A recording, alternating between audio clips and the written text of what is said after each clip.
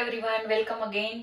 આજે આપણે આ વિડીયોમાં સ્વાધ્યાય 1.1 નો ક્વેશ્ચન નંબર 4 સોલ્વ કરીશું. જો આ ક્વેશ્ચનમાં શું છે, ત્રીજા ક્વેશ્ચનમાં શું હતું કે અલ્પવિરામ મૂકો અને ભારતીય સંખ્યા લેખન પદ્ધતિમાં લખો, અને આ ક્વેશ્ચનમાં શું છે કે અલ્પવિરામ મૂકવાના છે અને આંતરરાષ્ટ્રીય એકમ પદ્ધતિ પ્રમાણે આપણે આમાં લખવાનું છે. તો ચાલો, ભારતીય સંખ્યા લેખન પદ્ધતિનો શું નિયમ હતો કે પહેલી વખત 3 આંકડા મૂકીને અલ્પવિરામ, પછી 2 આંકડા મૂકીને અલ્પવિરામ. તો આ સંખ્યા પદ્ધતિનો શું નિયમ છે તો કે 3 આંકડા મૂકતા જાઓ, અલ્પવિરામ મૂકતા જાઓ. આમાં કોઈ પેલા 3 પછી 2 એવું કાંઈ નથી. આંતરરાષ્ટ્રીયમાં એક જ વસ્તુ યાદ રાખવાનું, 3 આંકડા અલ્પવિરામ, 3 આંકડા અલ્પવિરામ. ચાલો, તો અહીંયા જુઓ, અહીંયા શું છે 1, 2 ને 3 આંકડા અલ્પવિરામ, 1, 2, 3 આંકડા અલ્પવિરામ. બરાબર છે, આટલું આપણે અલ્પવિરામ મૂકી દીધું. હવે આને કઈ રીતે વચાય? તો આમાં પેલા એકમ દશક 100, એના પછી 1000 અને એના પછી શું હોય છે મિલિયન. બરાબર, તો આ મિલિયન વાળી જગ્યા છે, આ બંને 1000 વાળી જગ્યા છે, આ સોરી આ ત્રણેય 1000 વાળી જગ્યા છે, અને આ ત્રણેય એકમ દશક અને 100.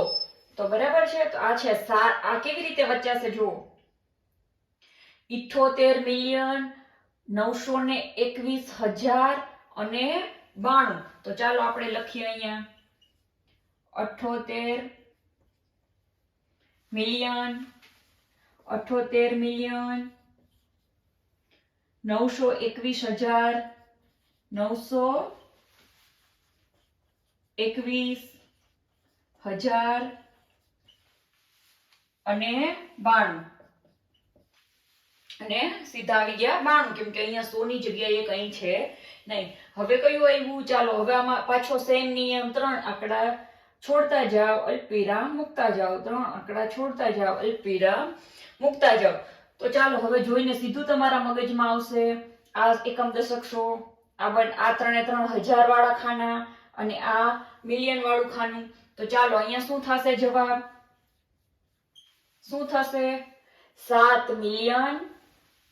ચાલો, 7,452,000,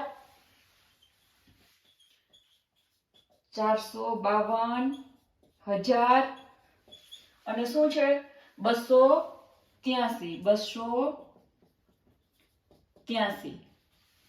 બરાબર છે. હવે એના પછીનો દાખલો ગણીએ. 3 આંકડા છોડો, અલ્પવિરામ મૂકો, 3 આંકડા છોડો, અલ્પવિરામ મૂકો. હવે શું આવશે? આ મિલિયન વાળું ખાનું, આ 1000 વાળું અને આ એકમ દશક 100. તો ચાલો, 99 મિલિયન, 1000 ના જગ્યાએ કોણ છે?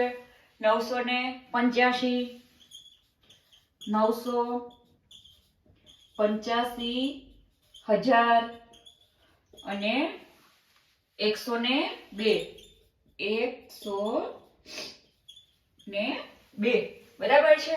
ચાલો, અહીંયા પણ સેમ નિયમ, 3 આંકડા છોડીને અલ્પવિરામ, 3 આંકડા છોડીને અલ્પવિરામ, અને પછી બચ્યા એ કયા આંકડા હશે? મિલિયન ના. તો ચાલો, શું આવશે અહીંયા? 48 મિલિયન, 48 મિલિયન. અને જો અહીંયા ખાલી 1000 ની જગ્યા ઉપર 3 આંકડા નથી, ખાલી 2 આંકડા છે, તો કઈ વાંધો નહીં, 49,000 થશે. તો અહીંયા લખશું આપણે 49,000 અને 831.